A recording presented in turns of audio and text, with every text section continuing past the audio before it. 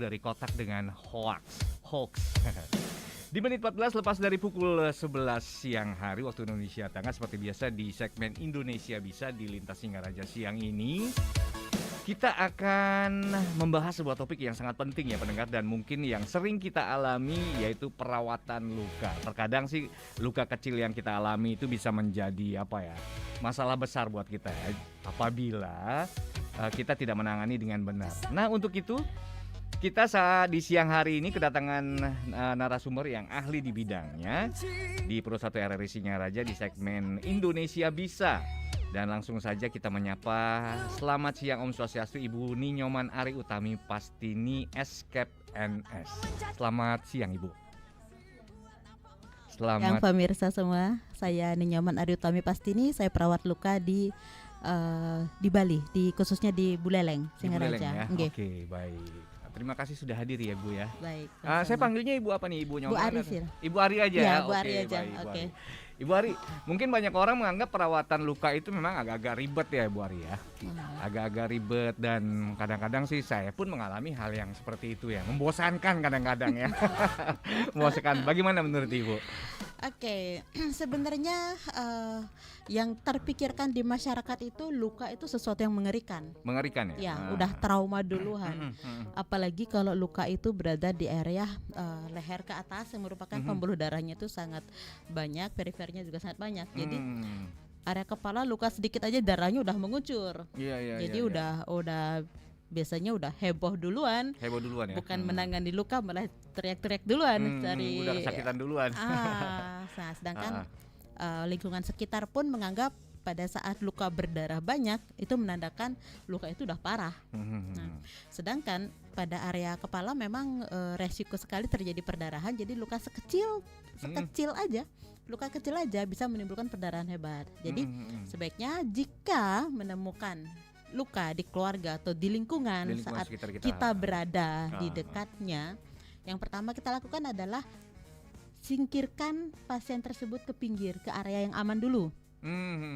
Misalnya atau kecelakaan atau ketabrak muncul meja atau apalah. Hal yang kecil kan anak-anak sekolah itu lari-lari, karena anak sehat, anak pintar itu biasanya, anak smart itu biasanya dia aktif kan. Lari ceplak kena ujung meja berdarah. Singkirkan dulu si anak dari meja tersebut, kemudian bersihkan lukanya, cari lukanya sebelah mana. Karena kalau misalnya udah anak-anak menangis ada darah pasti udah ini ya, nangis, mengusap-ngusap wajah, jadi yang ada wajah sampai rambut kemana-mana udah kena darah. Adrenalinnya udah terpacu ya. Betul. Orang tua dan orang sekitarnya pun akan melihat sesuatu yang wah, ini parah sekali gitu. Jadi sebaiknya bersihkan dulu lukanya, cari titik lukanya. Jadi pertama kita harus menyingkirkan dulu, membawa ke tempat yang lebih aman, safety lah ya. Betul. Mungkin dari tujuan itu mungkin untuk menghindari debu-debu atau apa. Betul. Menghindari debu, kemudian untuk menghindari trauma lanjutan. Dan misalnya dia kejedot meja, kemudian kita angkat, ternyata dia masih berada di bawah meja, kan tetap bahaya juga. Apalagi kalau ada paku atau yang lainnya yang bisa berdampak luka makin menjadi. Oke, setelah dipinggirkan, dibersihkan lukanya, disiram dengan air bersih. Jangan berpikir untuk menunggu NaCl atau yang lainnya. Yang terdekat adalah, yang paling bersih adalah air minum. Air minum yang kita bisa minum lah, saya tidak menyebut merek apa. Air minum, bersihkan, kemudian tekan, tutup dengan kain bersih atau apa aja, cukup 5-10 menit untuk menghentikan perdarahan. Itu yang pertama kita lakukan. Yang pertama ya. Baru kelihatan, setelah dibersihkan baru kelihatan, oh lukanya cuma nggak nyampe setengah senti ternyata, tapi darahnya banyak. Karena biasa udah panik duluan karena melihat biasa sih darah. Seperti itu pada umumnya. Betul. Ya. Baik, dilihat dari topik kita di pagi hari ini ya Ibu Ari, tips merawat luka jadi mudah dan menyenangkan. Kalau kita lihat yang namanya luka itu kan seperti Bu Ari bilang kan agak serem kali ya, luka ya. Tapi betul. Di sini di topiknya jadi mudah dan menyenangkan.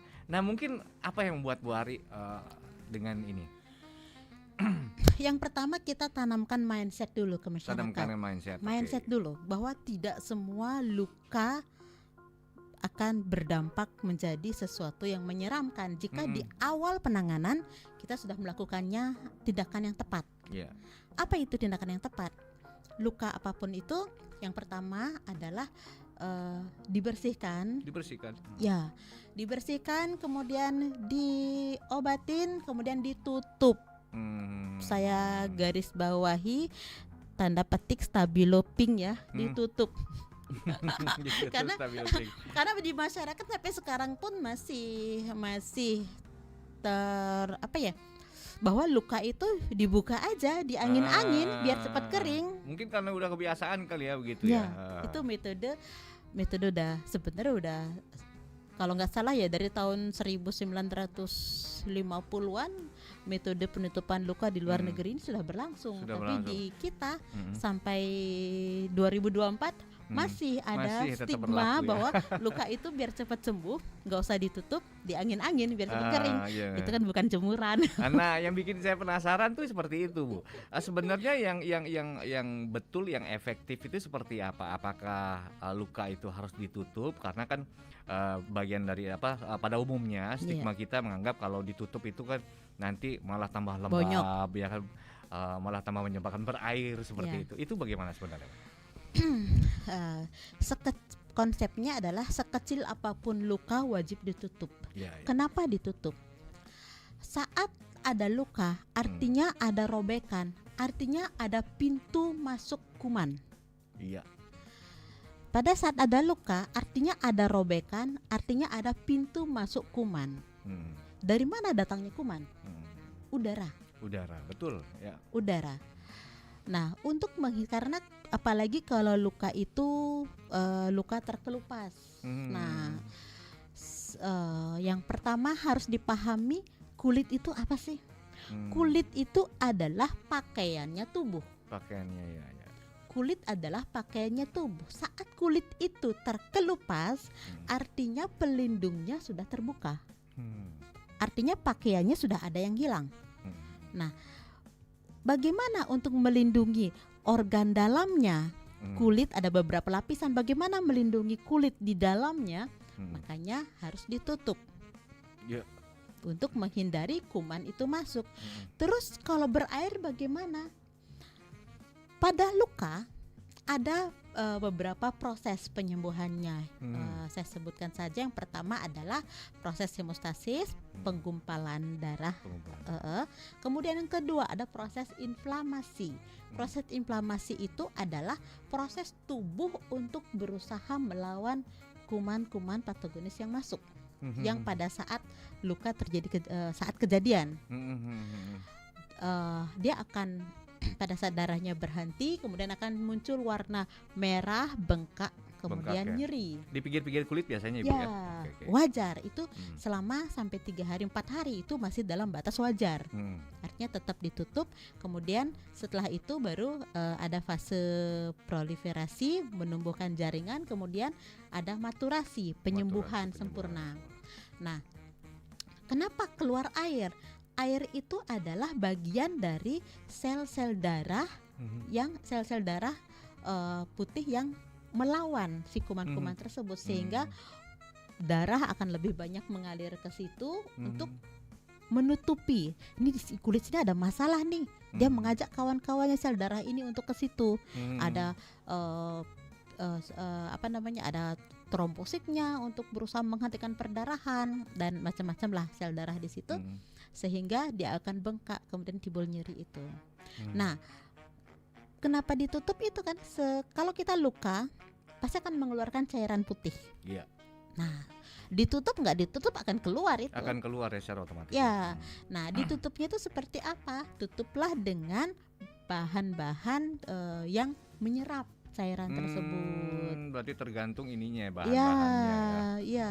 Kalau hanya sekedar tutup tidak terserap, apalagi pakai yang kasa yang rongga-rongganya gede, dia akan lebih cepat basah, kemudian akan menyimpan debu. Udah ditutup kok masih ada ada uletnya. Kadang kan ada, dia nggak ada kencing manis kok, tapi kok ada uletnya. Ulet itu dari mana? Masih dari lalat. Bagaimana lalat itu masuk? udah ditutup kok nggak mungkin lalat masuk. Telurnya. Oh, telurnya yang sebelumnya belum ditutup ya. Jadi pada saat tertutup tapi tutupannya nggak rapat. Oh, gitu telur ya. lalat kan kecil-kecil banget ya. Iya. Pada sedangkan kasa yang ada kadang kalau misalnya ditutupnya terlalu tipis sehingga telur tersebut bisa masuk. Sehingga dia nempel di luka dan berkembang biaklah di situ. Makanya yang pertama dilakukan adalah cuci luka pakai sabun. Sabun apa? Yang paling aman sih sabun bayi. Kenapa? Sabun bayi yang paling aman ya? Kenapa sabun bayi? Dia pH-nya paling netral. pH-nya paling untuk kulit yang paling sensitif lah bayi. Setelah dicuci kemudian dikasih obat, mau salep mau kasih obat luka lah yang di pasaran sekarang udah banyak ada. Kemudian ditutup. Besoknya boleh diganti. Kalau misalnya pagi ditutup ternyata sore nggak sengaja kotor atau apa, silakan. Yang penting intinya luka itu wajib ditutup untuk menghindari mikroorganisme yang lainnya, lalat atau yang lainnya. Oh gitu. Begitu. Berarti harus mulai dari sekarang ya. Kebanyakan kan sabun-sabun higienis banyak ya yang tapi yang paling bagus memang sabun bayi ya Ibu ya. Sabun bayi. Kalau misalnya ada sih sabun-sabun yang mengandung kandungan antiseptik. Kalau kita kan berbicara emergensi di lapangan. Emergensi di lapangan bagusnya pakai apa sih? Ya udah sabun bayi aja. Kalau misalnya untuk selanjutnya seperti apa? Boleh mau pakai antiseptik yang semprot, yang penting bukan alkohol. Oh, bukan alkohol. Kalau boleh tahu Rivanol itu sejenis alkohol itu Bu ya? Bukan, beda ya? Lagi dia. Tapi kalau dia fungsinya hanya untuk membersihkan saja. Ya. Jadi tidak ada dampak efek sampingnya ke depannya, tidak ada ya. Nggak boleh sebut merek ya.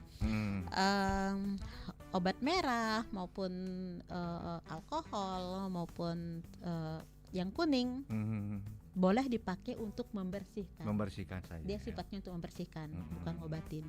Tapi pakai itu aja sembuh kok. Pada saat daya tahan tubuh seseorang bagus, cukup dengan menjaga kebersihan luka tersebut dan ditutup, sembuh dengan sendirinya. Karena badan kita punya sel-sel yang memang berfungsi untuk melawan kuman tersebut.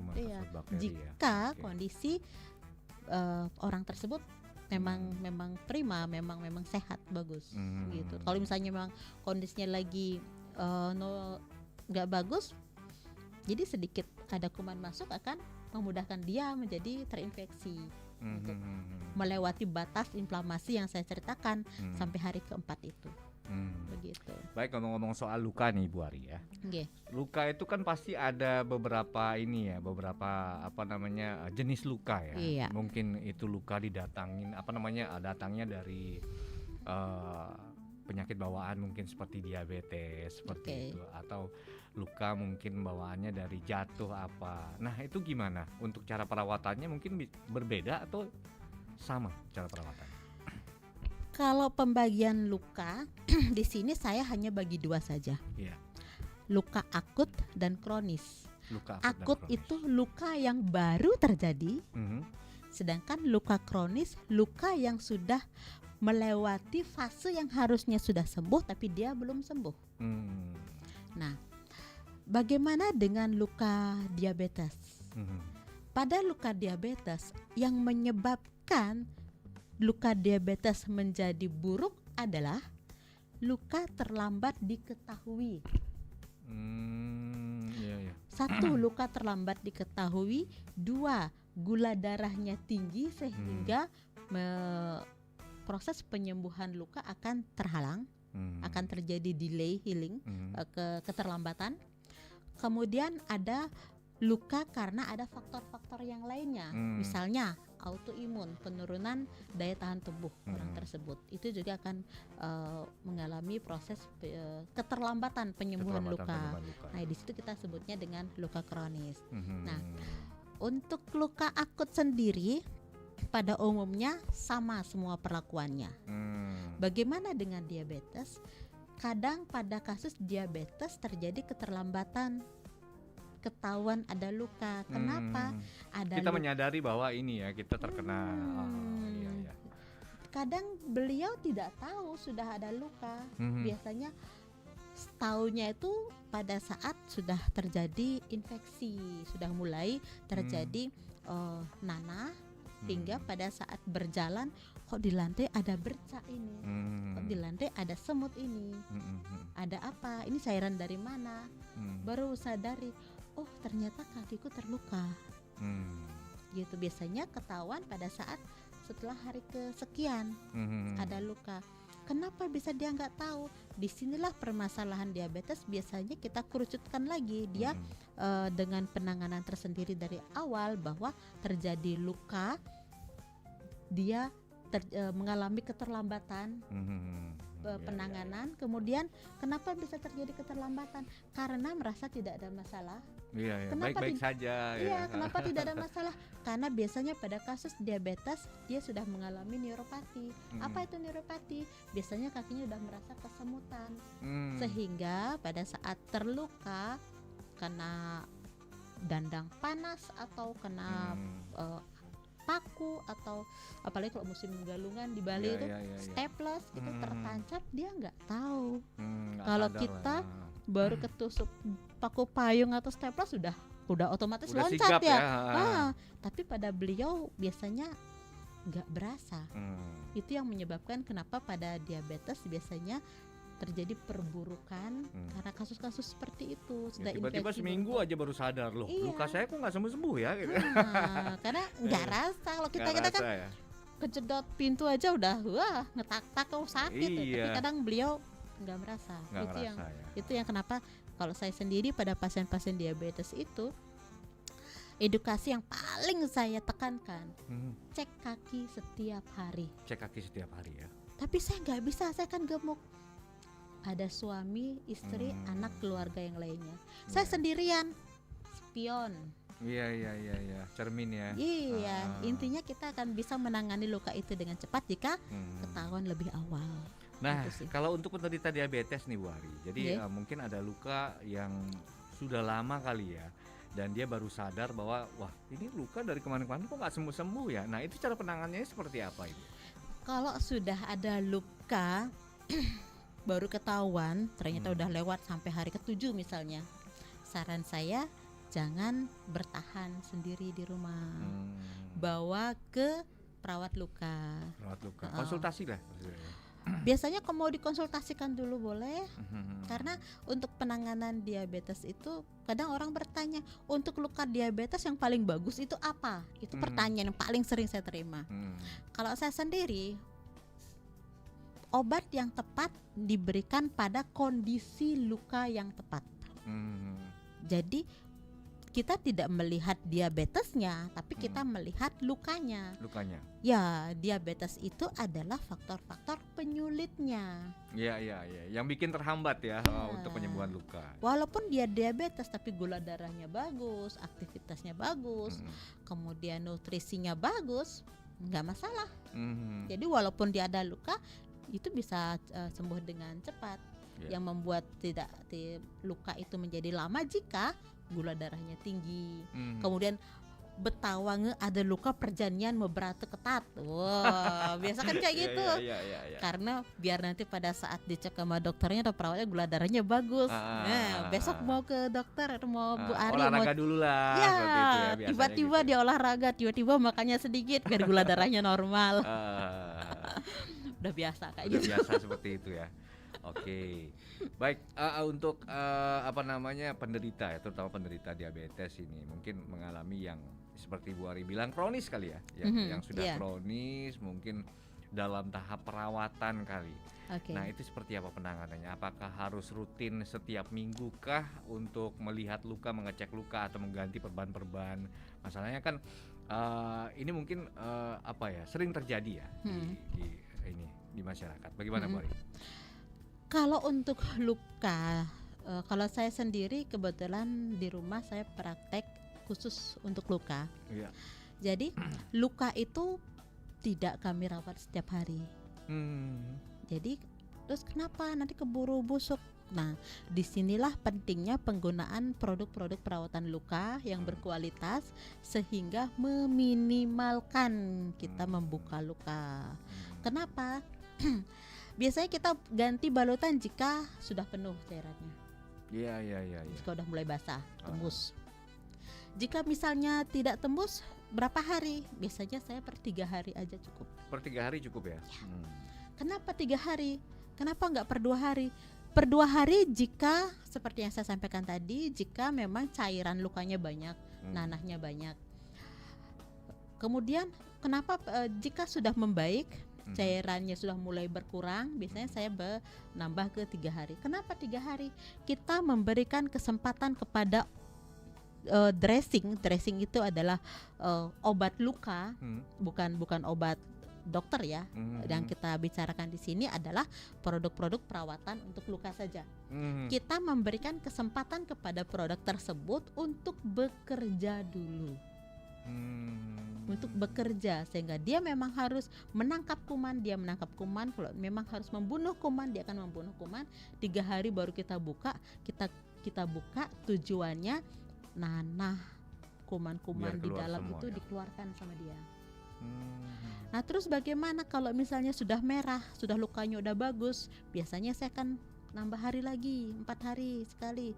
Jadi orang berpikir, perawatan pakai modern dressing itu mahal. Saya kira enggak. Karena kita perawatannya per 3 hari, per 4 hari. Enggak setiap hari gitu. Tujuannya apa? Kita di sini menciptakan kondisi lembab, moist, sehingga pada saat kita membuka balutan, luka apapun itu, mau dia luka bakar juga sama perlakuannya. Saat kita membuka, kita tidak merusak jaringan yang baru tumbuh. Iya. Jaringan kulit yang baru tumbuh itu. Iya, kalau kita mesen bedek buka rusak, mesen bedek buka rusak lagi. Ya kan selesai. Kesannya memang bersih setiap hari. Mungkin tapi itu yang menyebabkan bekas ya jadinya. Iya. Jadi untuk pertumbuhan kulitnya tidak stabil jadinya. Betul. Biasanya konsepnya kami di perawatan luka modern seperti itu. Kita membiarkan kesempatan untuk obat itu bekerja dulu, baru kita merawat kembali, mengganti kembali, gitu. Terus bagaimana? Apakah bekerja sendiri? Tidak dong. Jika dia ada kencing manis, tetap kita kolaborasi dengan dokter penyakit dalam untuk beliau yang bertugas untuk memonitor gula darahnya. Terus jika misalnya lukanya terjadi infeksi atau ada perberatan atau kita curiga ada gangguan di pembuluh darah, biasanya kita kolaborasi dengan dokter bedah juga. Gitu. Tapi apakah pasti diamputasi? Ya belum tentu. Karena pikiran orang, wah dirujuk ke dokter nih pasti diamputasi. Tidak, belum tentu. Kita kolaborasi untuk pengobatan. Tapi jika memang tidak bisa dipertahankan dan lebih mengancam jiwanya, kita akan keputusan silakan pada keluarga dan dokter. Iya. Baik, sekarang kita berbicara soal pola makan ya. Kalau dalam masa-masa pemulihan nih ya Bu Aria. Kalau untuk masa pemulihan, apakah dibutuhkan makanan-makanan yang mungkin bisa mensupport luka itu akan cepat pulih gitu? Menarik sekali pertanyaan ini, luar biasa, bener. Karena mindset di masyarakat, aman ada luka, apalagi sudah operasi sing dadi narbe. Sing dadi nggak boleh makan daging, nggak boleh makan telur, nggak boleh makan ikan, nggak boleh makan sate. Bahasa Balinya dibilangnya nanti betus. Pada proses pemulihan, proses penyembuhan luka, di situ kita saat infeksi teratasi atau tidak ada infeksi, kita butuh pertumbuhan jaringan yang cepat untuk proliferasi cepat, penyatuannya tuh cepat. Apa? Ya dari daging. Kita butuh protein, kita butuh albumin. Jadi jika pasien itu mau mengikuti saran, biasanya sukanya mencuri sih ya. Bilangnya kita iya besoknya tahu tempe jadi rumah. Mas tahu tempe ada kandungan protein, albumin ada. Tapi bukannya mengatakan tahu tempe tidak sehat. Iya, tapi kan kita butuh lebih banyak lagi. Dari mana? Dari putih telur, dari daging, dari ayam, dari ikan laut dalam. Itu kita butuh itu. Tapi kadang kan bertolak belakang di masyarakat. Wah, kalau ada luka nggak boleh nih makan daging ayam, telur. Ntar malah malah bahasa itu malah tambah rusak busuk ya, tambah ini ya. Sebenarnya itu malah mensupport, malah membantu sebenarnya. Kita butuh itu, makanya kalau misalnya nutrisinya tercukupi dari vitamin, tetap diseimbangkan dengan sayuran dan buah juga, yang kita juga tetap butuh vitamin A, vitamin C yang ada di sayuran dan buah itu. Kita mewajibkan pasien untuk telur putih, telur itu ayam maupun daging harus ditingkatkan. Harus ditingkatkan ya. Kecuali memang ada satu alergi. Nah, kalau alergi apapun itu jangan. Bagaimana taunya dia alergi atau enggak? Sebelum ada luka, dia pernah makan telur enggak? Pernah. Gatal enggak? Tidak. Udah aman telur. Sebelumnya dia kalau makan telur gatal-gatal Bu Ari, ya jangan. Walaupun kita bilang protein dan albumin di telur itu bagus, tapi kalau misalnya dia alergi, ya jangan, tetap nggak boleh. Karena kalau misalnya alergi sedikit pun bertemu dengan si orang tersebut akan memicu terjadinya alergi tersebut muncul. Iya, betul. Baik, untuk pendengar yang di siang hari ini mungkin sedang memonitor kami berdua di sini dengan obrolan seputar tips merawat luka jadi mudah dan menyenangkan. Mungkin ada yang mau ditanyakan, barangkali ingin sharing-sharing pada kami, silakan kami undang Anda di 0362246644 dan juga di 081139999790. Mungkin ingin bertanya kepada narasumber kita di kesempatan siang hari ini, dipersilakan ya. Baik Bu Ari, sambil kita menunggu penelpon yang masuk ingin bertanya, ada satu lagi yang mungkin dari pola makan ini Bu ya. Kita kembali ke pola makan untuk tahap pemulihan luka. Apakah itu berlaku pada luka pengidap diabetes? Iya. Untuk diabetes sendiri biasanya pada saat beliau sudah mendapatkan obat-obatan untuk penurun gula darah dan insulin, biasanya di rumah sakit ataupun di dokternya sudah diatur pola makannya bagaimana. Karena ketentuannya dapat insulin, dapat obat diabetes wajib makan. Nah, bagaimana jika sedang ada luka? Jika sedang ada luka, tetap kita pertahankan pola makannya tersebut dan tetap menjaga gula darah tetap stabil. Tetap stabil ya. Kalau sampai naik gula darahnya berarti akan berpengaruh ke lukanya. Tambah ini jadinya ya, tambah melebar Akan tambah melebar karena kenapa? Pada saat gula darah naik, artinya sel itu tidak mendapatkan gula. Pada saat gula darah naik, artinya sel udah kekurangan gula dan gulanya itu terbuang dalam darah, sehingga jaringan pada luka akan kekurangan nutrisi yang harusnya gula tersebut masuk ke sel itu membawa ke bagian luka, sel-sel dalam luka, tapi karena gula darahnya tinggi, artinya ada yang terbuang banyak ini. Artinya ada insulin yang kurang sehingga tidak mampu menyerap makanan, nutrisi makanan yang dikonsumsi sehingga terbuang ke dalam pembuluh darah. Nah, terus bagaimana dengan pola makannya? Kembali lagi, pola makan tetap kami biasanya serahkan ke ahli gizinya untuk mengatur pola makan dengan diabetes, dengan takaran insulin tersebut. Nah, terus bagaimana kita tetap support dengan kandungan albumin, protein dalam daging ayam, ikan dan telur tersebut dengan tanpa mengubah jumlah kalori yang dia makan. Itu biasanya dikonsultasikan ke ahli gizinya. Intinya pada kasus diabetes dia dengan kalori yang cukup tapi dengan meningkatkan albumin dan protein. Kecuali memang beliau ada pantangan untuk itu. Alergi, misalnya gagal ginjal. Ya. Oh iya, gagal ginjal. Betul. Nah, disitulah biasanya kita perlu kolaborasi bagaimana menjaga gula darah nggak naik, makan tercukupi, biasanya lukanya pun aman. Tapi kalau misalnya gula darahnya naik, makan nggak mau, biasanya merasa diri gula darah tinggi, aduh saya harus sedikit makannya sedikit, dampaknya ke luka memburuk tadi. Iya, karena dia berpikir gula darah saya sedang naik, jadi saya harus makannya harus sedikit. Sedangkan luka butuh nutrisi juga gitu. Iya, Sebenarnya iya. kan itu bisa Tapi setidaknya tidak boleh berlebihan ya. betul. Agar kita yang intinya itu menjaga gula darah agar tetap stabil begitu. Intinya Ibu. suruh disiplin aja sih sebenarnya. Disiplin aja. Memang agak beda ya perawatannya dengan luka umum dan Iya. luka ini ya. Luka-luka bawaan dari jenis pengidap diabetes seperti itu. Nah, mungkin sekarang kita beralih ke pertanyaan mengenai perawatan luka umum nih Ibu Oke, ya, Ibu oke. Arya. Mungkin ada salah satu perban yang sesuai dengan jenis luka itu memang penting ya Ibu ya. Iya. Nah, kalau menurut Ibu Ari perban yang memang bagus itu seperti apa? Perban yang bagus itu seperti apa? Perban yang halus. Halus ya. Iya, yang halus. Kan kadang-kadang banyak yang dijual di apotek itu ada yang jaring-jaringnya besar ya kan, Iya. ada yang tipis seperti Iya. itu. Harga itu nggak bohong ya. Kalau bicara masalah harga sih, waduh, itu di Harga luar itu dari nggak cerita. Iya. Oke, silakan. Artinya, terus bagaimana jika ternyata adanya itu? Yang penting adalah kasanya itu adalah steril.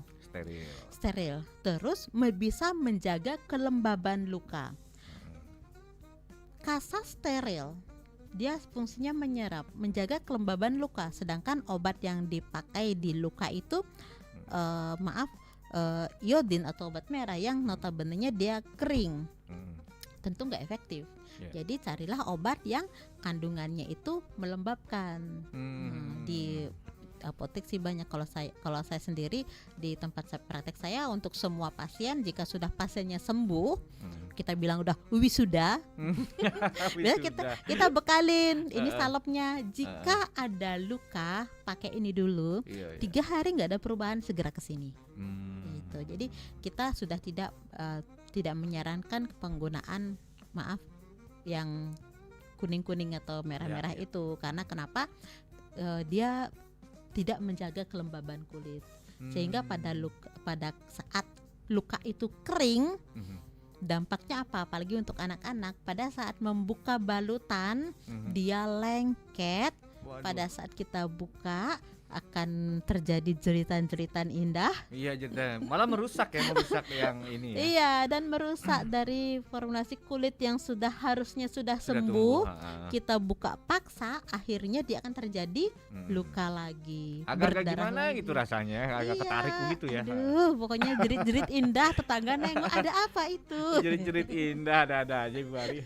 Oke Bu Ari, kita lanjut ke mengenai ini kali ya, nah itu dia cara mengganti perban biar agak-agak gimana ya. Mungkin 3 hari seperti Bu Ari bilang ya, cara mengganti perban. Kalau misalkan lewat dari 3 hari gimana itu Bu Ari? Jika lewat dari 3 hari, jika luka itu moistnya tidak terjaga, kelembabannya terjaga, yaitu lengket ya. Lengket, kemudian pada saat dibuka akan merusak jaringan itu kembali, kemudian nyeri. Sedangkan kalau menggunakan modern dressing itu penggunaan produk-produk yang enggak lengket. Nah, penggunaan produk-produk yang tidak lengket akan membuat pasien nyaman. Jadi enggak ketakutan lagi, apalagi pada kasus-kasus luka bakar di rumah sakit atau yang tidak menggunakan modern dressing. Anak-anak itu udah trauma duluan. Baru masuk ke UGD atau masuk poliklinik udah teriak karena dia tahu ini akan sakit itu akan datang lagi. Nah, sebenarnya disitulah kenapa konsep moist ini kita perlakukan. Yang pertama adalah kita tidak bisa membeli rasa nyaman pasien dengan uang. Ya tetap aja rasanya sama ya. Nggak ada rasanya nyaman sama sekali, apalagi dalam proses Jadi pemulihan. bagaimana kita untuk menurunkan trauma tersebut, apalagi perawatannya itu nggak hanya butuh 1-2 kali, tapi misalnya butuh beberapa kali. Sedangkan si anak tersebut udah trauma, kita akan sibuk memaksa berapa banyak trauma yang diterima anak ini. Pertama trauma luka, kedua trauma dibentak sama orang, diam kamu. Nah, biasa gitu kan. Iya. Itu anak-anak itu akan menjadi dimuseumkan di bawah alam sadarnya hingga suatu saat dia akan mengingat luka seperti itu sangat jadi tertanam sugestinya kepada si anak jadi ya. Setiap kali ada luka pasti ya. Jadi bagaimana usaha kita melakukan perawatan tetap dengan manfaat yang sama, tujuan yang sama, itu menyembuhkan, tapi dengan cara yang membuat anak itu nyaman. Betul. Mungkin itu ya tujuan dari topik kita di siang hari ini ya. Iya, jadi luar biasa, Bari. Harus menyenangkan, nggak boleh nggak boleh dengan yang tegang-tegang seperti diam kamu. Jangan sampai anak-anak melihat perawat itu lebih takut melihat perawat daripada kuntilanak. Waduh, luar biasa ya pelayanannya. Nah, sekarang kita berbicara soal mungkin Bu Ari tahu kali ya, wilayah-wilayah di anggota tubuh ini luka. Kalau seandainya luka yang paling rawan itu di area mana? Apakah di tubuh? Apakah kalau di kaki sih kayaknya lebih cepat sembuh ya kalau di kaki, di lutut gitu. Nah, kalau menurut Bu Ari yang paling rawan tuh daerah mana, Bu? Untuk anggota tubuh? Paling rawan anggota tubuh yang terluka ya semuanya. Semuanya ya. Yang paling mungkin yang paling yang paling lama. Yang paling sulit disembuhkan. Ya, itu mungkin masuk pertanyaan. Kalau rawan semuanya rawan, semua bahaya. Semua di tangan nggak apa-apa ya tetap aja kalau tangannya terinfeksi akhirnya amputasi ya tetap aja masalah besar. Tergantung case-nya. Pada kasus-kasus diabetes pun atau kasus pada non diabetes. Kalau pada diabetes biasanya yang dikhawatirkan adalah area kaki. Kenapa kaki? Karena kaki yang tidak punya mata, yang katanya ada mata kaki itu bohong. Iya, dari mana asal-usulnya ada mata kaki ya? Katanya kaki yang punya mata itu bohong, kaki nggak bermata, sehingga dia bisa menabrak apa saja. Pada kasus diabetes sering terjadi luka pada kaki, sehingga sulit disembuhkan karena kadang nggak tahu ada luka yang seperti saya ceritakan di awal. Nah, terus selanjutnya di area mana? Maaf, area anus. Area anus bokong, selangkangan, maaf. Kenapa? Karena di situ tempat yang kotor. Kenapa kotor? Maaf, manusia mengeluarkan kotorannya dari 3. 1, keringat, 2, air kencing, 3, kotoran, BAB. Sedangkan ada lukanya di area itu yang kita tidak bisa mengkonfirmasi bahwa sewaktu-waktu dia akan terkotori oleh bagian tubuhnya dia sendiri. Sedangkan pada kasus tersebut saya tidak berlakukan untuk perawatan per 3 hari itu karena dia sewaktu-waktu akan kotor ya. Tapi kita juga ya udah kalau gitu nggak usah makan deh biar nggak usah keluar BAB. Waduh. Ya salah lagi ya itu ya. Masalah baru lagi nanti muncul gitu. Tapi bagaimana caranya? Di sini perlu aktif pasien tersebut dan jika pasien itu tidak mampu kita aktifkan keluarga. Kita ajarkan keluarga mengganti balutan sewaktu-waktu jika kotoran itu kena ke bagian lukanya. Itu. Terus kenapa di situ?